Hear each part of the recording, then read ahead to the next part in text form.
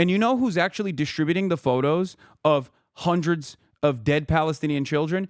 Palestinians are. It's not actually the left that's distributing those photos. It's the Palestinians themselves that are speaking out on their own genocide, on their own ethnic cleansing. So to sit there and be like, this is just the woke left being woke by really pushing people to get angry about this documented genocide every single day is a psychotic thing to say. This is the worst thing that she mentions in this entire, and to treat this as like a simple nuisance, something that is causing your day to be worse, something that's giving you blood-boiling rage, and then where does that rage go? Against Jews? Like, what kind of statement is this? This is the most politically correct version of saying this is Pallywood that I've ever seen. Yeah, Dick Sertonox post, YouTuber ContraPoints has posted her full take, and I'm just going to go through this. There's a lot. It's an effort post. So, many leftists feel betrayed because I haven't made a video on Palestine. Do they actually want a ContraPoints video on Palestine?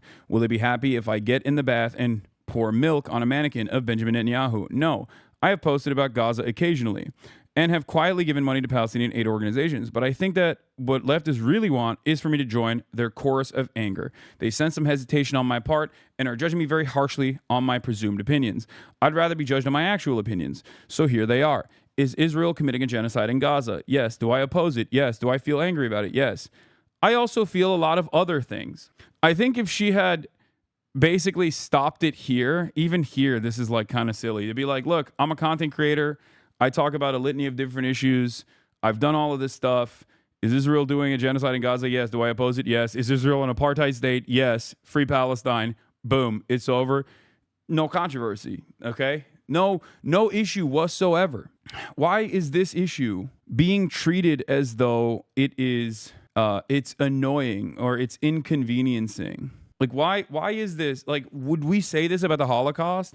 I mean, plenty of people, I'm sure, they didn't have the full knowledge of the Holocaust when it was happening, but I'm sure plenty of people, if they did, would have a similar opinion back then, right? But it's just so incredibly disingenuous. And what's frustrating about this entire thing, and I mentioned this before, and I repeated myself last night, and I know everyone was like, oh, is this about ContraPoints? It's like, it's not. It's not just about ContraPoints. This is for everyone. This statement is universal. So before I get to reading the rest of this, here's what my opinion is. Has not changed for the past 2 years at this point. If you are like me, a spoiled child of America, if you live in the heart of empire and your tax dollars are contributing to unlimited bloodshed in the global south, but especially in Palestine right now, especially in Gaza right now, and your focus after 20 months of live streamed holocaust of men, women, and children in Gaza, the complete and utter annihilation, death and destruction in Gaza is still on your personal feelings, how you feel about it, how the personal hysterics that you have developed around this issue because of the takes that you see online. Okay, if you continue to center yourself and you are just like me, perhaps the most spoiled person on the planet, living in the United States of America automatically qualifies as the most privileged people on the planet. Anything beyond unconditional support to the Palestinian emancipatory movement, anything beyond unconditional support to the victims of genocide is ridiculous. It's been 20 months. We've all seen the death. We've all seen the destruction. Stop trying to rationalize away and stop trying to normalize this death and destruction. It's not normal. People recognize that it's not normal. And our institutions are seemingly immovable. And yet we still persist. And yet we still continue to push them with the hopes that we can enact some sort of positive change. Hopefully one day get some semblance of justice. Speak for yourself. I had a horror show of a childhood. Man, shut up. Shut up. You're doing it right now. What I'm talking about is our birthplace. As a part of growing up in the United States of America, you are automatically luckier than a Palestinian child. This is ridiculous. It's not even a question. You would never say this about a Jewish child that was sent to Auschwitz. The only reason why you feel like you can say this is because Something in your brain is stopping you from recognizing these people as human beings. That's it. That is at the heart of this controversy. If you try to intellectualize why Palestinians are suffering, if you do all of this instead of just like looking at this and seeing right from wrong, you're worse than like half of these conservatives, man.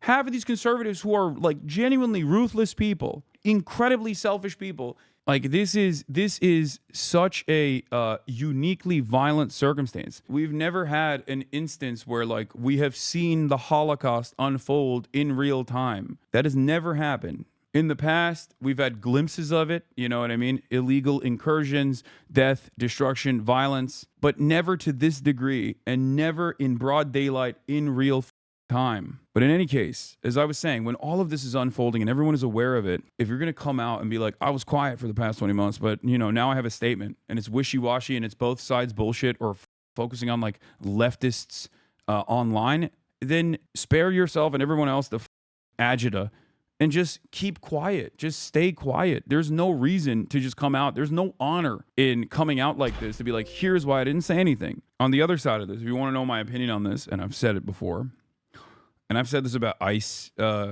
protests as well, anti-ICE protests as well. I said this about people who want to fight back against the Trump administration now. If you get over yourself and you get over your own like moral hangups or anything like that, and then you support the Palestinian emancipatory movement, and that's it, and you say free Palestine, it don't matter what I said in the past. I'm here. I've learned my lessons. I've changed my mind. Or even if you just say, hey guys, I'm pro-Palestine. I've been pro-Palestine. I just haven't really spoken about it. Whatever. It doesn't matter. As soon as you do that, I'm with you. You know, I and many others in this movement will welcome you with open arms. They'll always do that because we need the numbers. Okay? There is no other way to fight back against this. This is the only way to do it, is to keep up the pressure. And you need more people from every different walk of life, from every different background, regardless of what their other opinions are. If they're united on this issue and they're protesting, then they're good with me.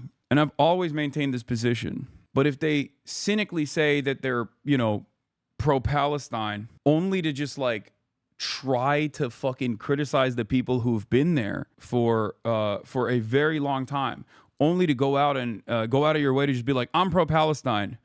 Okay, now that I've said it's a genocide, can we really talk about what really matters? My own feelings and how annoying the left is. Like, then you're just saying that as a talking point just so you can do this other shit. It's fucking insane, and everyone can see it. Like, what do you mean? What are you doing, trying to carve out a little space for yourself and others like you who are, you know, they think it's a genocide but no one should resist against it. They think it's a genocide but no one should speak out against it. They think it's a genocide but no one should protest against it. Like, what kind of position is this? Then you don't think it's a genocide.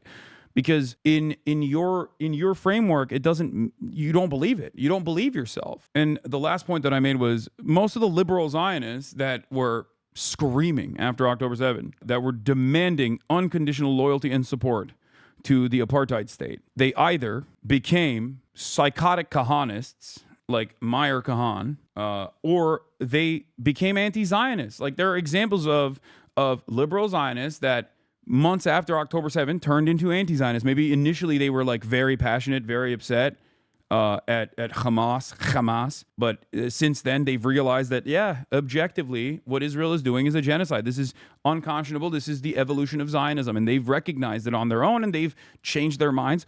Or the last category is liberal Zionists who just stay quiet because they can read the room. There are examples of people that I have admired that, for example, I have a difference in opinion on with respect to Israel's apartheid, with respect to the genocide that Israel is doing, who can't get themselves to say that this is Israel's problem. They say it's Benjamin Netanyahu's war. They say, Israel is a right-wing place, is a fascist place, but like also simultaneously seemingly make excuses, right? There are old liberal Zionists who I admire. Bernie Sanders is one of them. But Bernie Sanders, regardless of his difference in opinion on this issue, does not make this the singular force of his political convictions. He understands that there are people who are far more radical than he is, far more invested in the emancipation of Palestinians, and he never sits there and goes, you for doing that. He doesn't do the cynical, this is anti-Semitism, this is like extreme anti-Semitism, I don't agree with this. He doesn't do that. He doesn't get in the way. As a matter of fact, he endorses people that have a more radical position than he does. Yeah, Brad Lander is another example. When someone who has a disagreement with all that, who doesn't make that the focal point, the central point of their politics, and doesn't stand in opposition of those who have passed their framework and sees them as allies, then I have respect for them. I, on the other hand, have no respect for people who are, at this point especially, still both sidesing this shit. That's crazy, man. What are we doing? You can't try to punish people for being correct early and still present yourself in a progressive posture. It is ridiculous. So let's see what she said. As I said, is Israel committing a genocide in Gaza? Yes. Do I oppose it? Yes. Do I feel angry about it? Yes. But I also feel a lot of other things. No need to say any of this stuff, honestly. One, doom. She also presented this Reddit post like one of her videos, which is so crazy, with the paragraph titles and everything. The week after October 7, it was clear the mood among the Israeli leaders and civilians was overwhelmingly kill or be killed. Existential panic and unstoppable lust for revenge. It reminded me of the U.S. after 9/11. There was no reasoning or protesting them out of it, nor was it politically feasible for the U.S. to withdraw aid to Israel on a time frame that would make a difference. That's just objectively incorrect, and it makes me feel like she doesn't know enough about this issue. Because there's only two options here. Either she's cynically misinforming people, or she just genuinely is oblivious to this reality, and I think it's the second. The idea that they're just bloodthirsty, not much we can do about it, is one thing, which is also crazy. Just because a foreign entity, a foreign government is experiencing bloodlust doesn't mean that we can't protest that is nuts. But beyond that, the notion that it was not politically feasible for the U.S. to withdraw aid to Israel on a time frame that would make a difference is wrong. If that was the case, Biden would not have flown to Israel a week after October 7 and did the now known as the bear hug strategy with Benjamin Netanyahu, and then accelerated $14 billion in weapons transfers to Israel with haste. It's just wrong. It is just wrong information. You are incorrect. I'm not even making a moral statement here. I'm saying you are wrong. 100%. Since October 7, America is responsible for 70% of all munitions that Israel has deployed both on Gaza and all munitions that have been deployed to defend Israel in their defense systems. 70%. The United States of America is the country that keeps Israel as violent as it wants to be. Israel is our attack dog in the region. It is ridiculous. If Israel was not reliant on our endless support, both political cover at the UN. 14 votes in favor, 1 vote against. The draft resolution has not been adopted owing to the negative vote of a permanent member of the Council. The United States will never stop working to free all the hostages, including the remains of 4 Americans murdered by Hamas, who have now been held in squalid conditions for 607 days. They will not be left behind. And on the international stage, and also, political cover from sanctions that would broadly be sent to any other country that was doing this level of ethnic cleansing, this much in broad daylight with Western munitions. We give it political cover, we give it protection, but most importantly, we give it directly the weapons that they use on the Palestinians. If that wasn't the case, Israel would not have a multi-billion-dollar propaganda network that steadily focuses on changing Western societal attitudes towards Israel in a positive way all the time. They would not have this sophisticated web of influence in perpetuity since the inception of the state of Israel. It's ridiculous. Why are they spending all that money then? For fun? Of course not. They're spending it because they also have to. They recognize that propaganda is an absolute necessity for this continued support. And this continued support is an absolute must for Israel's continuation as a violent apartheid regime, one that is now doing genocide. So that's just objectively wrong. It would have required replacing most of Congress and overturning decades of bipartisan strategy and diplomacy. Bullshit. Even in the best case scenario, it would have taken years, so there was a sense of futility, but worse. 2. Misery. The leftist pro-Palestine movement quickly decided that their primary goal was not merely opposition to the genocide, but opposition to Zionism in general. Yes, of course. The leftist anti-fascist movement quickly decided that their primary goal was not merely the opposition to the Holocaust, but it was actually opposition to Nazism in general. That is, opposition to the existence of Germany as an Aryan state. And here they decided to draw the line separating decent people from genocidal fascists, which had the following consequences. It shrunk the coalition. Zionist is a very broad category. Most Jews are Zionists. Anyone who supports a two-state solution is a Zionist. So here it is. Again, wrong. Wrong. This is the Will Stansel tweet from October 8th, the Matt Iglesias tweet, and the Will Stansel tweet from like October 8, 2023, saying the left will never survive this. What has taken place on October 7 is so horrifyingly violent that the DSA is over. The left will never survive this. There will never be a coalition that cares about Palestine ever again. And as a matter of fact, anyone who supports this is supporting October 7, and therefore there will never be a left movement in this country ever again. That's what they were saying. That's what they were saying almost 2 years ago. Look at the situation now. The Palestinian emancipatory movement has never had this much support in the United States of America. Ever. Ever, ever, ever. Also wrong. The notion that these people that were more knowledgeable on the issue of Palestine, on who was being oppressed and who was doing the oppression, and the ideological reasons for why Israel was doing this oppression, this exterminationist policy, as a direct consequence of Zionism being an ethno-religious supremacist ideology that revolves around the extermination of the indigenous population, the otherizing and the dehumanization of all Palestinians, Christian, Muslim alike, and all Arabs in general. The monolithization of all Arabs as a parasitic force is identical to the Ubermensch mentality of Nazi Germany. It is the same exact type of fascist policymaking. It is the same exact type of fascist ideology. So for someone who has written extensively about the alt-right and the Nazis and whatnot, I am shocked at how someone like ContraPoints, who is very well read on this stuff, cannot put two and two together. It makes no sense. And it didn't shrink the coalition at all. So you're just objectively wrong about that. When you look at the Democratic Party's base of support, I mean, the Harry Enton CNN Holy Toledo video comes to mind. Harry Enton points to Democratic Party support for Israel and Israelis shifting more than 60 points in the direction away from being pro-Israel to being pro-Palestine by 42 points. Used to be pro-Israel by 17 points.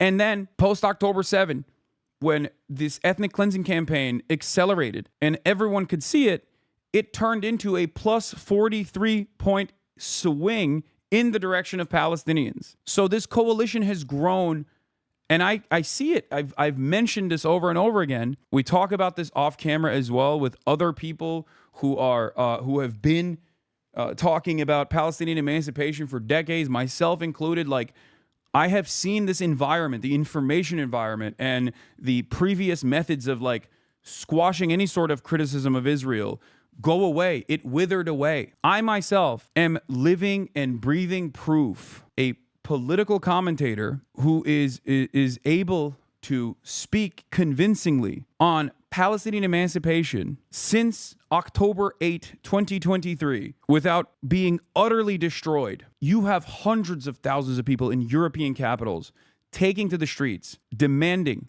an end to this bloodshed. This is unheard of. From Barcelona to Athens, Mexico City to Rio de Janeiro. The weekend saw major protests in several cities against Israel's military campaign in Gaza. While estimates vary, organisers say 150,000 marched in The Hague on Sunday to put pressure on the Dutch government, dressing in red to symbolise the red line they say Israel has crossed. Something that happened quietly over the past 10 years, that the thing you're supposed to say about Israel-Palestine in progressive circles shifted from a two-state solution message to a binationalism message, which has greatly increased intra-left coalition tension. This is on October 13th, 2023, when this...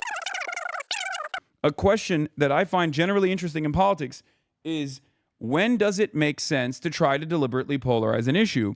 It's not never, but it's also not always. And I think the practical upshot of this particular polarization dynamic is going to be bad for Palestinians.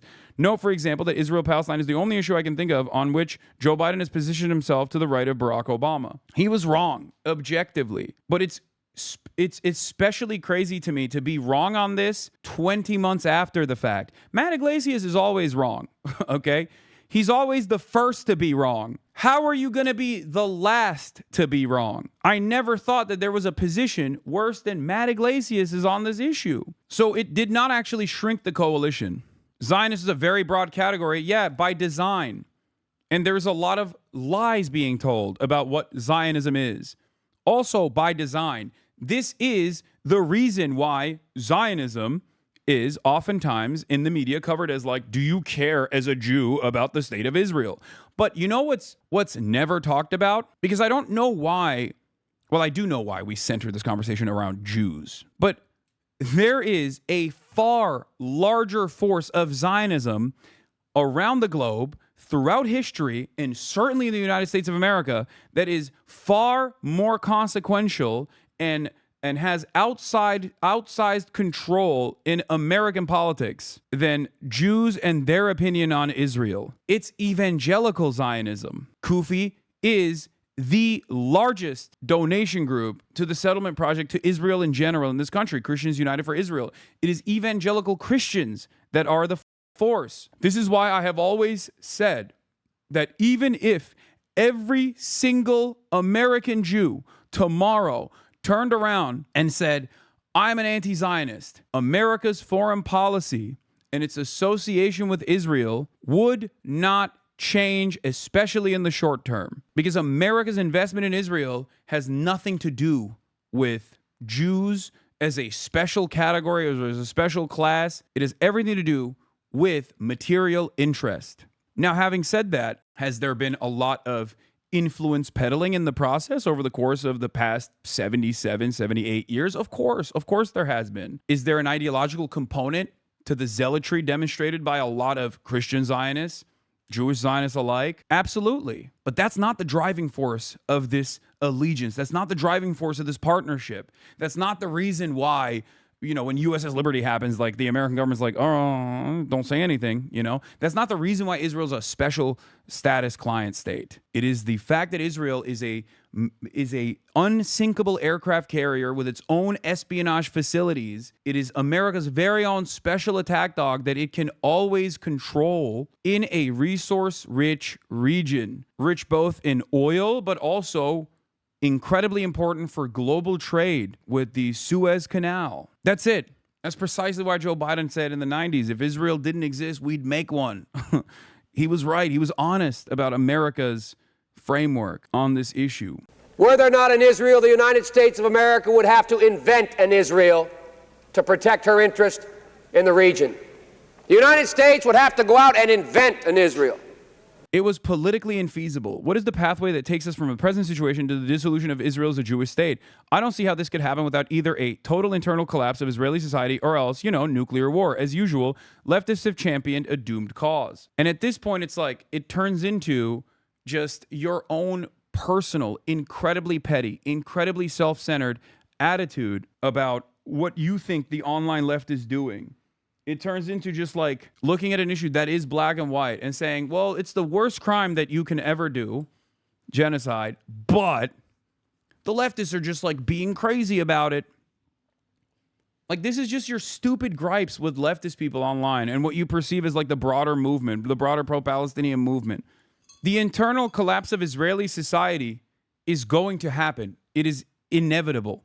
Because it is built on the foundation of ethnic cleansing. It is propped up. It doesn't have the chattel slavery and the colonial extraction that the American government had, where it could have completed its ethnic cleansing as America did to the indigenous population here, and then continue on with its imperial project. Israel cannot maintain this without unlimited support from the United States of America, whereas the United States of America is capable or was capable of reaching a point of independence so it could continue dominating the world. And I believe that this is precisely the reason why people chirp about this stuff, to be like, don't talk about the inconsistencies, don't talk about the inequities, don't talk about the apartheid, don't talk about the dissolution of Zionism or the Zionist state. Anyway, dangerous ambiguities. The vagueness of Zionism as a political Satan enables all kinds of rhetorical abuses. The dangers of Nazism as a political statement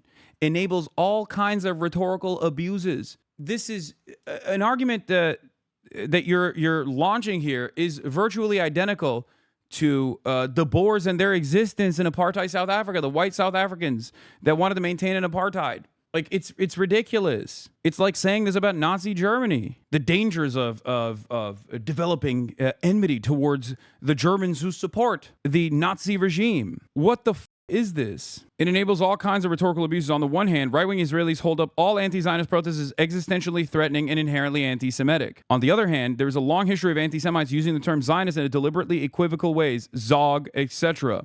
Anti-Semites are happy for the opportunity to misappropriate the now popular anti-Zionist label to legitimize their agenda, and many people are not informed enough about anti-Semitism to recognize when this is happening. These problems are mutually reinforcing.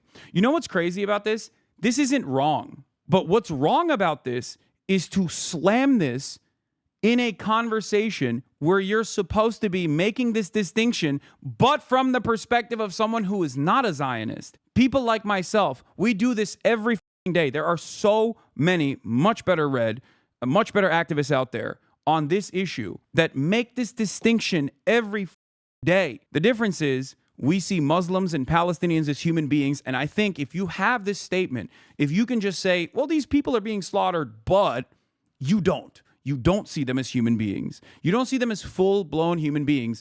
Deep down inside, you have to feel like they kind of deserve it, and they should quietly just go away because they're ruining your day by simply existing in the direction of Israeli bombs and not quietly perishing away, but instead speaking out against their demise. Paragraph 3, dread. The online left has spent the last 20 months distributing hundreds of photos and videos of dead Palestinian children. The main effect of this, and this is the worst part about this, by the way, the main effect of this has been to create a population of people in a constant state of blood-boiling rage with no consequential political outlet. I fear this may be worse than useless. Anti-Semitism and anti-Zionism are conceptually not the same, and conflating them is dangerous. But in practice, the way Israel is perceived does seep out into attitudes towards Jews in general. I don't think the Jews who feel isolated and wary of the current atmosphere are simply hysterical or hallucinating. Yes, there's a communal trauma and hypervigilance. Yes, there's disingenuous right-wing ghouls dismissing and censoring all criticism of Israel in the pretext of fighting anti-Semitism. But there's also a valid fear of historical anti-Semitism patterns recurring, and that fear gives power to the right-wing Zionist claim that only Israel can keep Jews safe. Does this mean Israel should not be criticized or sanctioned? Absolutely not. But it's something I don't want to risk contributing to, if not outweighed by tangible benefits, so I approach the issue cautiously. This is the absolute worst possible thing you can say, because it is the most wokeified, most intellectualized version of what Benjamin Netanyahu says when he says, these are telegenically dead children. He's on American television here. I'm sure that they interviewed the Hamas spokesperson right afterwards, but let's hear Prime Minister Netanyahu first from Israel. It's a horrendous sight what's going on right now. If you look at the images, heart-wrenching. What goes through your mind when you see that? I'm very sad. When I see that, I'm very sad. We're sad for every civilian casualty. They're not intended. This is the difference between us. The Hamas deliberately targets civilians and deliberately hides behind civilians. And all civilian casualties are unintended by us, but actually intended by Hamas. They want to pile up as many civilian dead as they can, because somebody said they use, I mean, it's gruesome, they use telegenically dead Palestinians for their cause. And you know who's actually distributing the photos of hundreds of dead Palestinian children? Palestinians are. It's not actually the left that's distributing those photos. It's the Palestinians themselves that are speaking out on their own genocide, on their own ethnic cleansing. So to sit there and be like, this is just the woke left being woke by really pushing people to get angry about this documented genocide every single day is a psychotic thing to say. This is the worst thing that she mentions in this entire. It's not only wrong, once again, wrong on the facts. It is not the online left, because the online left is not in Gaza. Palestinians are in Gaza. They are the ones who are showing their own conditions. And to treat this as like a simple nuisance, something that is causing your day to be worse, something that's giving you blood-boiling rage, and then where does that rage go? Against Jews? Like, what kind of statement is this? This is the most politically correct version of saying this is Pallywood that I've ever seen. It is an unimaginably freakish thing to say. Incredibly disappointing. Like, what's the alternative? You see these harrowing images, and you don't look at them and feel some type of way. You don't actually try to get others to also feel angry and resentful towards what Israel is doing, which is genocide, and our contributions to said genocide as Americans. Crazy. A shameful statement. I cannot believe that Natalie typed this out, read it through, made sure there were no grammatical errors, and then thought that this was good to publish. It really truly reveals how little the people in her immediate orbit give a singular shred of a about the lives of Palestinians. Clearly, there was not a single person that could have turned around and said, hey, you know how you said like conflating Israel with Judaism is dangerous? Maybe just hyper focus on that aspect and talk about the cynical conflation being crafted by both liberal Zionists, and also the Nazis alike. I fear this may be worse than useless. We already talked about this.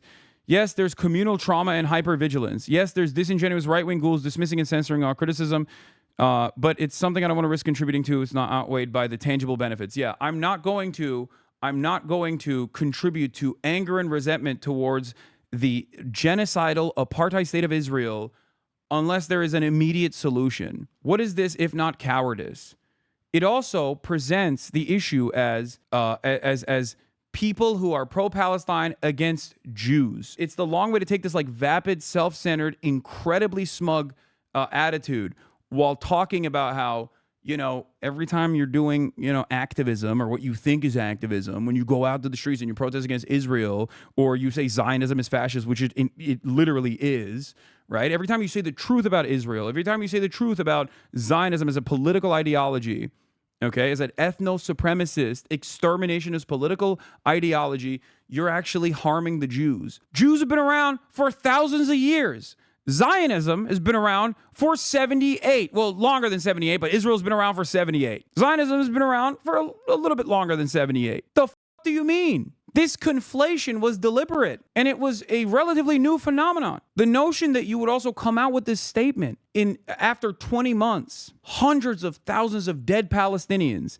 Every single day we see 50 Palestinians being shot at that are starving at a American Israel backed fake charity scheme, because they've cut off all aid distribution into the Strip so they can do perfidy and use aid as a military mechanism to further displace and to further kill the Palestinian population, to make it impossible to survive in the Strip, so they can inevitably move them to concentration camps in Rafah and then move them away from the Palestinian lands into the Sinai Peninsula or wherever, probably the UAE. The idea that this had anything to do with Judaism is psychotic, but to say that 20 months in is extra crazy. Bitterness. There have been so many controversies, some of it like intra-community, with respect to like takes that ContraPoints has had throughout her career that I have never really paid too much attention to. You know, I have not.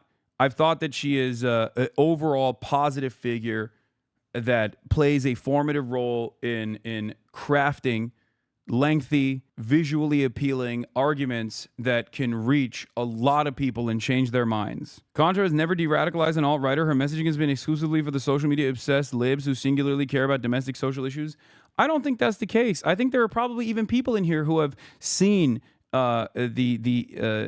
seen trans existence in a totally different light as a consequence of watching her videos. I don't think that's correct. I don't think that's correct at all. I think, like, She has been able to change people's minds on certain issues. She's played a role in this, just as I have, just as other people have. Much of the online left spent all of 2024 single-mindedly focused on Palestine and the complicity of the Democratic politicians in sending aid to Israel. This campaign had the following effects. 0 Palestinian lives were saved. Not one fewer bomb or bullet was fired by the IDF. It may have slightly contributed to the re-election of Trump, guaranteeing that the U.S. will put no diplomatic pressure on Netanyahu for at least 4 years and making protests against Israel much riskier and less effective. Trump is also, incidentally, a menace to me and basically everyone I care about. A perfectly enlightened being would feel no bitterness about this, but I do.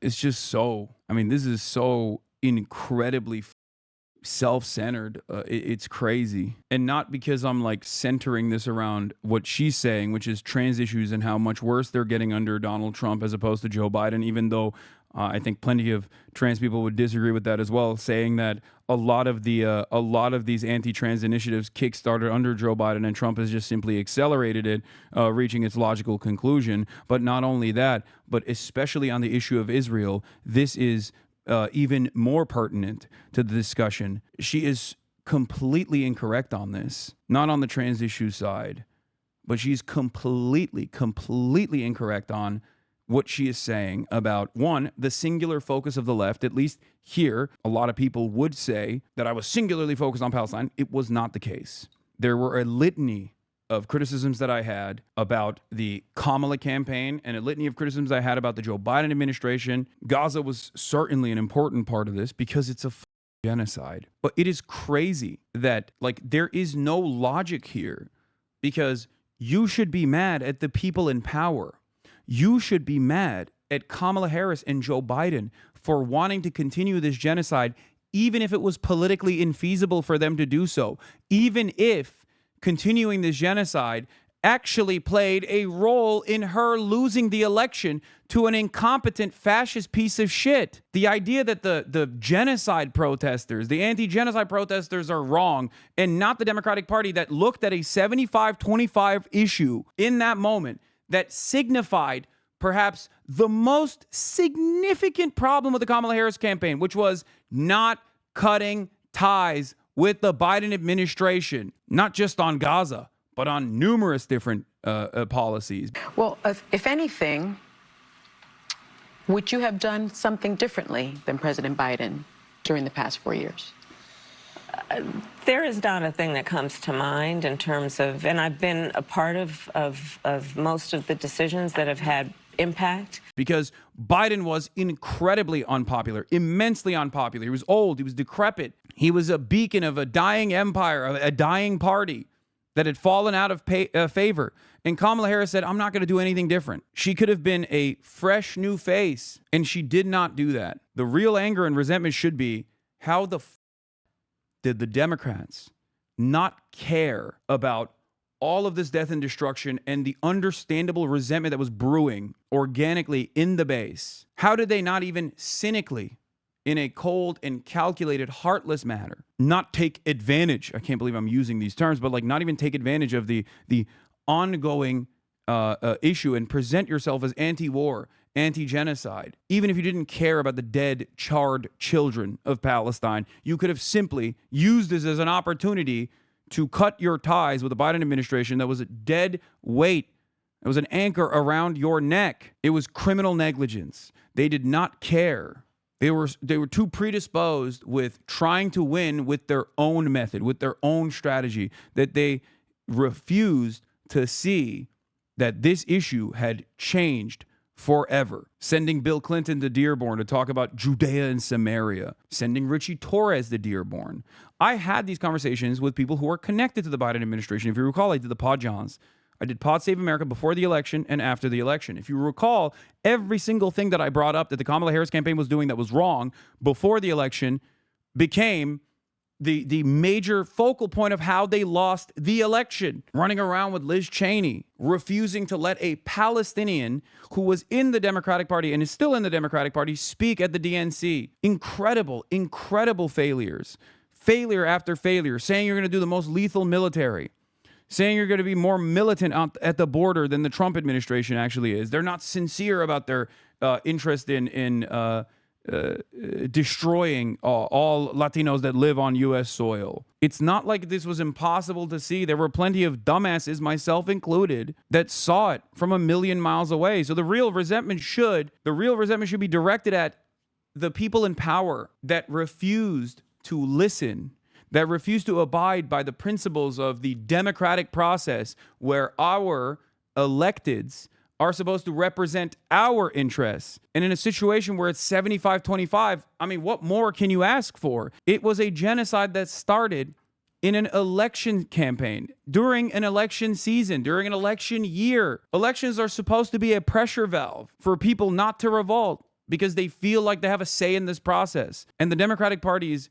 refusal to hear the cries of its own base of support showed so many Americans that this is not a real democratic process at all, which is the truth. But people probably cared more about inflation and social issues more than foreign policy. That's not true. That is not true. This was a major, major problem.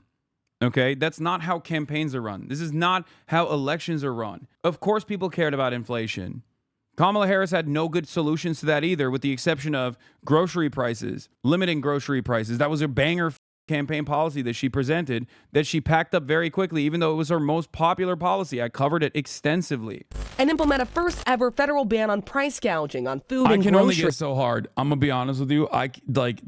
This is great stuff, Chad. I'm not joking when I say this. Like, the very fact that she was presented as an alternative in this unceremonious, truly unique, unprecedented way should have been the major reason as to why she has to quickly cut ties with the administration she was a part of and utilize the limited amount of influence and power she has as the vice president at the time to make some changes, to give assurances to the American public that she will be different. It is crazy. The idea that foreign policy is, in America especially, is separate from domestic policy is stupid, because every single dollar spent on a bomb, spent on a rocket, spent on rockets that Israel deploys on the Palestinian population is a dollar that could go back to you. It could go back to your roads. It's a dollar that could be spent educating your kids. It's a dollar that could be spent building schools, factories, fixing the roads, building better infrastructure. So make no mistake, it is a lie that people say when they say, oh, foreign policy is a separate thing. No, of course it's not a separate thing. They want you to think it's a separate thing. They want you to think that these things are not directly connected to one another. That is by design. Trump is also incidentally a menace to me and everyone I care about. None of this is the fault of Palestinians, of course, who are overwhelmingly the victims here. Oh, thanks.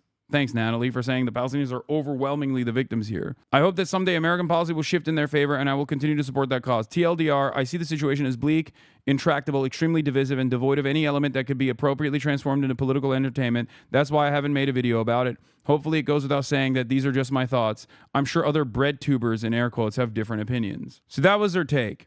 And of course, when this unfolded on the timeline, everyone lost their minds, partially because ContraPoints is a trans woman, so obviously anything that a trans person says gets amplified a million times over by transphobes and you know, everyone else, of course. So there is that.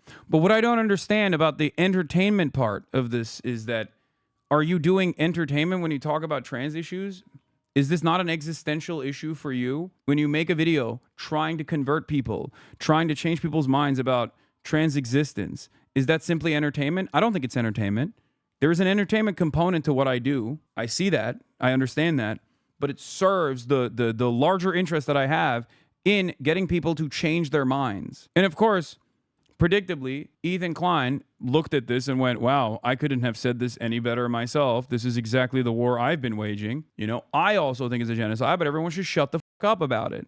Yeah, ContraPoints' whole take here is, believe me, in my heart, I oppose this genocide, but actively campaigning against it is unproductive, anti-Semitic, and bad tactics. And also makes me feel bad. And also led to Kamala Harris losing the election. The Biden administration set the ground, set the stage for the Trump administration to capitalize on prosecuting unfairly people who are speaking out against this genocide. 3,500 student protesters were arrested under the Biden administration. I got to start just lying to people and being like, 3,500.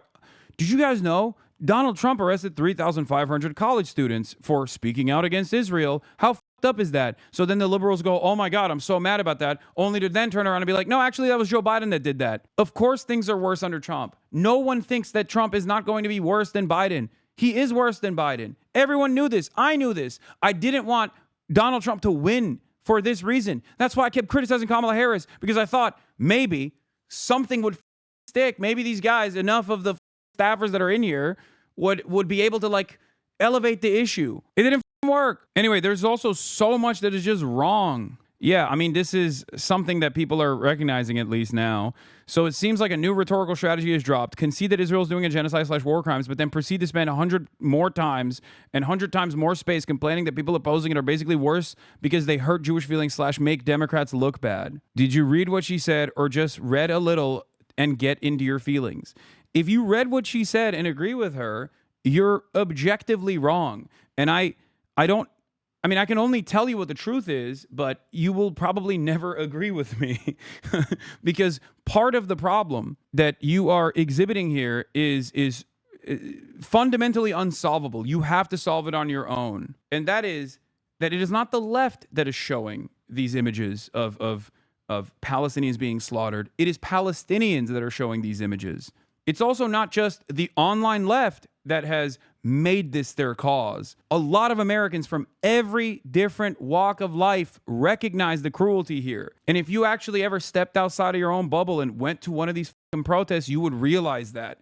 If you ever actually participated in something, if you ever actually stood for something, you would realize that. How is this any different than when a racist person says, "Oh, you calling me out for my racism is the real problem here, not the very fact that I'm doing something racist." It's the same shit. You showing me what my tax dollars are doing to the Palestinians is hurting my feelings, and it's politically unsolvable. I've completely given up. It's nihilistic, and you should give up too. That's what this is. Just let them die. Why do you make this a bother? But yeah, of course, podcaster Ethan Klein voices support for ContraPoints on his Instagram story. It is important to remind people that there is space to be anti-genocide, but also against annihilating Israel. Thank you, ContraPoints. It's important to remind people that there is space to be anti-genocide, pro-Palestine, but also against annihilating Israel. It is my belief that any lasting peace must have two elements: Palestinian self-determination and secure borders for Israel. Without both, peace fails. Many leftists would rather focus on purity tests and social credits than having a meaningful and realistic conversation about creating a lasting peace. The reaction to your post will prove my point, unfortunately. This is the other side of the story. Annihilating Israel. Dog, you're a Nazi, okay? When you say annihilating Israel, what you're talking about is the perspective that Israel should have democracy for everyone. Israel should not do an ethnic cleansing, and Israel should allow the Palestinians, who literally it occupies every facet of existence of, breathing room, meaningful existence. Treat them like human beings instead of a parasitic force that must be excised. That is unacceptable. Why? Because you're a Zionist and you have the exact same hysterical fear that is rooted within Islamophobia and ethno-religious supremacist attitudes. Palestinians and Jews can never get along. Palestinian Muslims, Palestinian Christians, and Jews can never live in the same place. That is exactly what people said in apartheid South Africa. Black people and white people can't live side by side. That's exactly what people said in segregationist South, in the Jim Crow South. That's what they said against the abolition of slavery. Anti-Semitism being a real bigotry does not change this dynamic. This is why people say you are a Zionist. Simply claiming that you're anti-genocide, but then spending every waking moment talking about how, well, sorry, you know, these Muslims and these Christian Palestinians, these Muslim Palestinians, and these Jews, they can't live together because that would annihilate all the Jews. That'd be a Holocaust. That's insane. That's exactly what segregationists in the Jim Crow South said. That's exactly what David Duke says about black people, about Jews. It's insane. Oh, we just want secure borders. Like how? You're using the same terminology that Trump uses when he's talking about Mexicans invading the country. How does that not read for anyone else? Because there are a lot of liberals out there who are just like completely rudderless and have no capacity to analyze the situation, have no way of understanding that like they are unironically defending the exact same types of bigotry that they despise when Trump does it to their friends and their neighbors. But when it comes down to Israel, when it comes down to like anti-Semitism, I think like that is brick their brain a little bit. So they don't see it in the same exact vein. Oh, it's different? Why is it different? Why can't Muslims, Christians of Palestinian background live alongside Jews in a singular, solitary, secular state? Why does this have to be an ethno-state? I need you guys to understand. This is why I think history is very important to learn so we do not repeat the lessons. Every single historic fascist movement has always packaged its ideology with reason. The Nazis didn't say we have to kill the Jews because we're evil and these guys aren't actually doing anything, but we love killing them because we're evil and we just like want to kill Jews. They didn't say that. They created a logical reason. They created first the Jewish question, the dehumanization of Jews, the claims that Jews are a parasitic force that is both powerful and weak at the same time, the idea that Jews are taking down the German state by engaging in degeneracy in the halls of academia, controlling the money supply, all of this stuff. And then after decades of dehumanization that also even predated Germany itself, of centuries of dehumanization and anti-Semitism, they were able to captivate enough people. They were able to basically take advantage of that pre-existing historic anti-Semitism. That is precisely what you're advancing when you talk about Palestinians in this way. You create a fake issue. You say Jews are ruining society. Okay, the economic volatility that you're experiencing is because of the Jews. Then you keep just saying Jews are responsible for everything, all of the wrong, everything that you're experiencing. And then you have to solve this problem, right? But the problem never existed. First, you create the Jewish question. Then you have to have a solution for the Jewish question that you created. And that solution is the Holocaust. And that is precisely what Israel has done to the Palestinians. First, you create a question, Palestinians, the Palestinian question, and then you have to find a solution to the problem of Palestinian existence. In America, there's a different version of this, obviously. Immigrants, non-white immigrants specifically. Create hysteria around it. Keep hammering the point that they're violent criminals. Keep saying that they're animals. Keep saying that they're ruining society. As material conditions worsen, there are more and more people that are angry, resentful, frustrated, looking for an alternative, looking for a reason as to why they feel this anger. And one side doesn't actually respond to any of those frustrations, those economic anxieties, the Democrats, of course. And then the other side turns around and says, you're feeling all that anger and resentment, and that's good. It's because immigrants have taken your social safety nets. And then people lean on that. Now you have successfully created an environment where there is an immigrant question or a Jewish question or a Palestinian question. Now you're looking for a solution. But the problem never existed to begin with. It was not a real problem to begin with. The reason why I'm bringing this up is because a lot of people that look to these historic incidents, these historic events, mass cruelty, systematized death and destruction like the Holocaust, and think, oh, well, it's different now. It's not different. The methods are the same. The fake hysteria is the same. The dehumanization is exactly the same. You cannot comprehend because you have been swept away with this propaganda. That's it. Ethan Klein and anyone else that has this kind of opinion is unironically in the same boat as the average baker in Nazi Germany that was like, I don't know what's going on in there. They put a lot of Jews in there. I don't know what's happening. It smells weird. There's ash everywhere. But I'm just going to keep baking. I don't really like what they're doing to the Jews, but I'm just, at the same time, I am really worried. I am really worried about what the Jews could potentially do to me if they were to live side by side with me. ContraPoints during the Holocaust. Yes, it's a genocide, but sharing photos of dead bodies only leads to the left to bloodthirsty anti-German rage. The left made Nazis their boogeyman when the majority of Germans are Nazis. Do you want a total collapse of German society? Yeah. And the answer is this. The answer is simple to like people that say, oh, you want to annihilate Israel. It's like, no, dude, Israel is annihilating itself because of their desperation to annihilate Palestinian existence. I always go back to the 2017-2018 Supreme Court protest that Israeli society broadly engaged in. A lot of liberal Zionists were like, how did we get here? How did this country become so right-wing? I don't understand. We're the most moral nation. We're the gay Mecca in the Middle East. Like, what the f***? Even though Lebanon is right there. It's because The entire society is designed around exterminating Palestinians.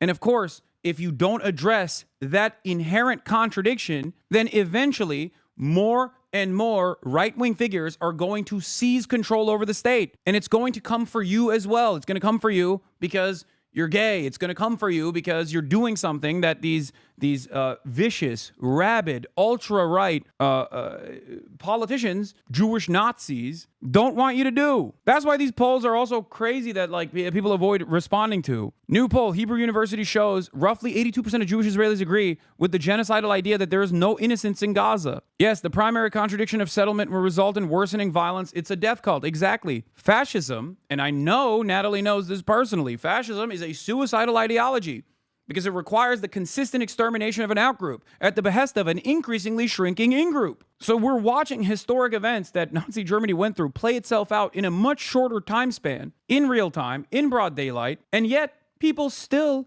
are confused by it. It's crazy. And yeah, you got like, liberals trying to intellectualize these statements.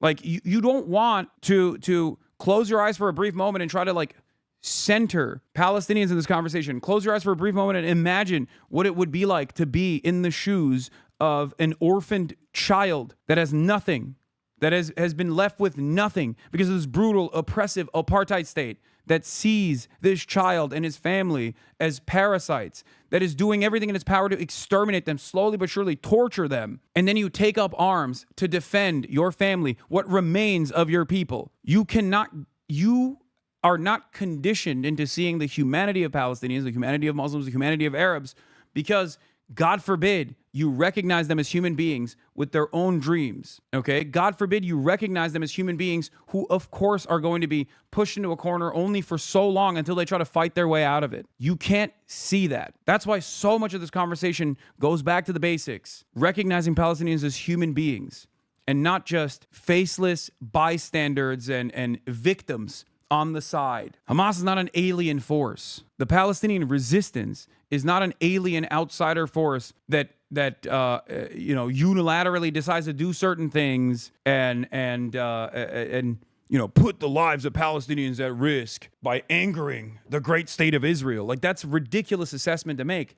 They are the orphaned soldiers of Palestine. They are the people whose parents have been slaughtered.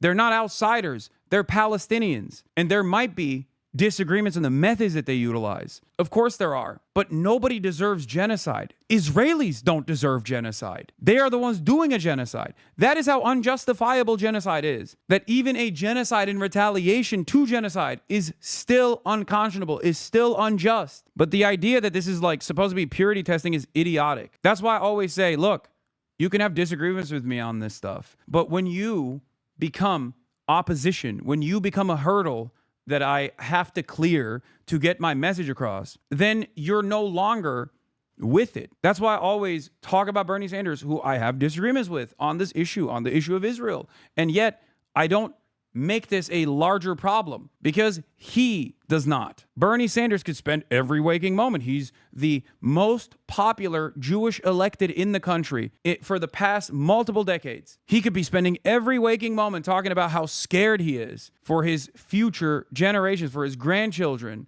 who are also Jewish. How scared he is about the rising tide of anti-Semitism and how it's sweeping away political discourse, and how people who are pro-Palestine are actually cynically saying they're pro-Palestine and they just want the annihilation of the Israeli state. He doesn't do that. He doesn't do that at all. The reason why he doesn't do that is because I think he understands that there is validity to the claims being made by those who are more radical than he is. He does not shy away from endorsing people who have a different position on this, a more radical position than he does on this. Did none of you listen to the rest of my comment or literally say other genocide being larger doesn't make this one less urgent? It makes it more urgent because we don't want this to get as large as others have been? Yes, but also we have a direct involvement. Like, there is no other country that we have such a direct involvement with. People talk about Sudan. I've talked about Sudan as well. The Rapid Support Forces are backed by the UAE. Who gives them the weapons and money and training and logistics? The RSF is doing ethnic cleansing in Sudan. It's the UAE. Who gives the UAE backing? We do. But that is one step removed. It is an indirect way of contributing to this ethnic cleansing campaign. Israel is direct. Israel is basically, or the genocide in Yemen. Saudi and the UAE, of course, again, where are proxies there? They were the reasons. They were the responsible parties.